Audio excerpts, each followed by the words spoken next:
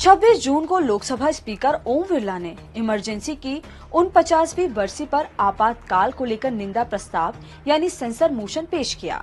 इससे पहले पीएम मोदी और राष्ट्रपति द्रौपदी मुर्मू भी इमरजेंसी पर तत्कालीन इंदिरा गांधी सरकार की निंदा कर चुके हैं। आज भास्कर एक्सप्लेनर में जानेंगे कि निंदा प्रस्ताव क्या होता है, इमरजेंसी पर लाए इस प्रस्ताव का मतलब क्या है और 1975 की इमरजेंसी के दौरान देश भर में क्या हुआ था। The President has proclaimed emergency.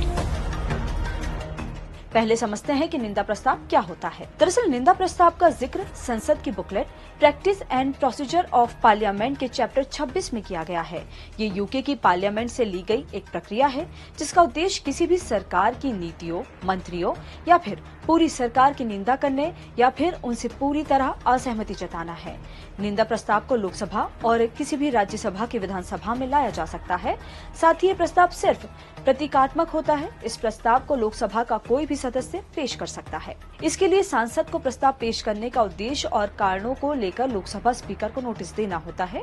Lok Sabha speaker के नोटिस स्वीकारने के बाद ही डिस्कशन और वोटिंग के लिए समय तय होता है। इस प्रस्ताव को लोकसभा में पास होने के लिए पक्ष में सिंपल मेजोरिटी यानी सदन में उस समय मौजूद सदस्यों के 50% से ज्यादा वोटों की जरूरत होती है। संविधान के जानकार और मध्य प्रदेश विधानसभा के पूर्व प्रमुख सचिव भगवान दास इसरानी कहते हैं कि इमरजेंसी पर लाया गया ये निंदा प्रस्ताव पूरी तरह से राजनीतिक कदम था। पूरे चुनाव में संविधान एक मुद्दा बना और इंडिया ब्लॉक ने बाबा साहब के संविधान पर बीजेपी को खतरा बताया।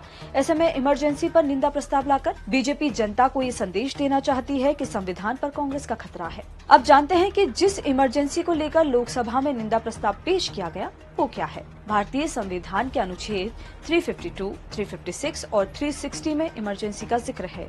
इमरजेंसी वो स्थिति होती है जब विपरीत परिस्थिति के कारण देश की कानून व्यवस्था को खत्म कर दिया जाता है। इससे सरकार के पास अतिरिक्त और असीम शक्तियां आ जाती हैं। संविधान में 3 प्रकार की इमरजेंसी का जिक्र है। पहली नेशनल इमरजेंसी, दूसरी स्टेट इमरजेंसी या राष्ट्रपति शासन और तीसरी वित्तीय इमरजेंसी।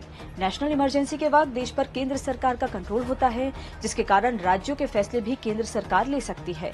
साथ ही इस दौरान सरकार आम व्यक्ति के कुछ मौलिक अधिकारों को खत्म कर सकती है, जैसे अभिव्यक्ति की आजादी को खत्म कर देना, विरोध प्रदर्शन, सरकार का विरोध करने वाली गतिविधियों पर रोक लगा दी जाती है। इसके अलावा सरकार मीडिया पर सेंसरशिप लगा सकती है, उसका मीडिया पर कंट्रोल आ जाता है। इमरजेंसी को काला अध्याय क्यों कहा जाता है, इसे कुछ उदाहरणों से समझते हैं।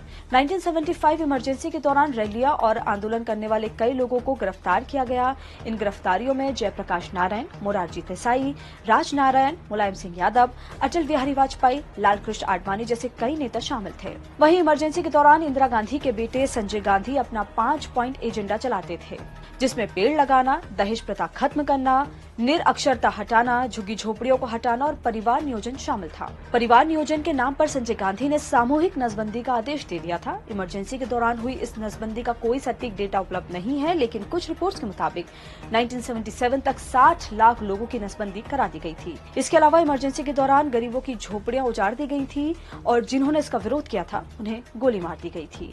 साथ ही प्रेस की आजादी पर रोक लगा दी गई थी, जिसके चलते करीब 3800 अखबारों के डिक्लेरेशन को रद्द कर दिया गया था। सरकार के खिलाफ लिखने वाले 300 से ज्यादा पत्रकारों को जेल में डाल दिया गया था। सेंसरशिप इतनी कठोर थी कि अगर सरकार के खिलाफ कोई खबर छप जाती तो सेंसर अधिकारी को सस्पेंड कर दिया जाता था। ऐसे और भी वीडियोस को देखने के लिए जुड़े रहिए दैनिक भास्कर आपके साथ।